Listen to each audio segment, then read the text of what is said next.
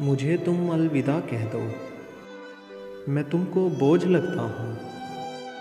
तेरे लहजे में वो तलखी कि यूं बिजली कड़कती है, तेरे लफ्ज़ों में वो शिद्दत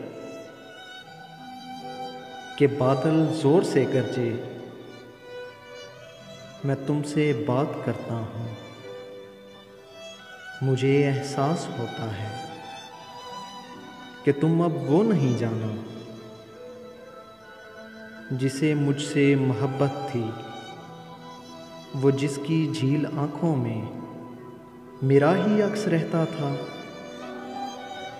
वफ़ा का मान रखती थी, मगर अब तुम मुझे अक्सर नज़रअंदाज करने से, मोहब्बत के मुकरने से कहीं बेहतर है रिश्ते का ये धागा तोड़ ही डालो।